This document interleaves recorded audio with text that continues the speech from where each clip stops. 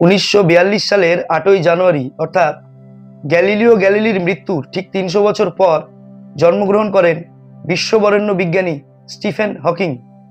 উনি যখন পড়াশোনা করেন কেমব্রিজ বিশ্ববিদ্যালয়ে, তখন ডাক্তাররা ওনাকে জানান যে ওনার ভয়ঙ্কর একটা রোগ আছে যার নাম ALS।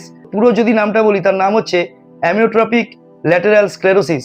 মানে এটা একটা স্নায়ুতন্ত্রজনিত রোগ, যে রোগে সাধারণত শরীরের সমস্ত অঙ্গ প্রত্যঙ্গ একের পর এক বিকল হতে থাকে। এবং আমরা সবাই জানি এই মুহূর্তে তিনি হুইল চেয়ারে বসেন, তার ব্রেনটা ছাড়া গোটা শরীরের সমস্তটাই ইনঅ্যাক্টিভ। তার গোটা শরীরের কোনো অঙ্গ প্রত্যঙ্গই কাজ করে না, শুধু ব্রেনটুকু ছাড়া। এহেন একটা মানুষ যার কোনো কিছুই কাজ করে না, তিনি শুধু তার মেধা দিয়ে, তিনি তার ব্রেন দিয়ে ওই হুইল চেয়ারে বসে লিখে গেলেন ব্ল্যাক হোল থিওরি। সেখানে বসেই তিনি বার করলেন হকিং রেডিয়েশন এবং খুব সহজ ভাষায় সাধারণ মানুষকে বুঝিয়ে গেলেন কৃষ্ণ গহ্বর বা ব্ল্যাক হোল আর আলো অর্থাৎ লাইটের অ্যাকচুয়ালি কি রিলেশন। উনি একটা বই লিখলেন a brief history of time, যেটা রাতারাতি 1 কোটির উপরে কপি বিক্রি হয়ে গেল সারা বিশ্ব জুড়ে।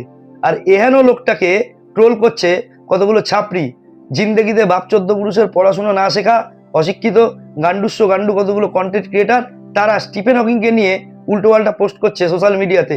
ওই এক এপিস্টেইন ফাইলের ধুয়ো ধরে তারা কিচ্ছু না জেনে, স্টিফেন হকিং এর পোদের একটা চুলের যোগ্যতা না থেকেও তারা এই সমস্ত কথা সোশ্যাল মিডিয়াতে লিখে বেড়াচ্ছে।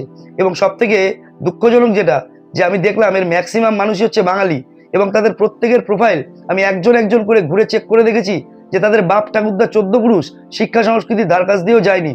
এর ওর লেখা, তার ওর পোস্ট চুরি করে নিজের ওয়ালে পোস্ট করে জামা কাপড় খোলা রিল বানিয়ে নিজেকে বিরাট বড় কন্টেন্ট ক্রিয়েটার ভাবছে। আর এইসব গান্ডুগুলো নাকি স্টিফেন হকিং এর মতো লোককে ট্রোল করছে, তাকে নিয়ে বাজে কথা বলছে।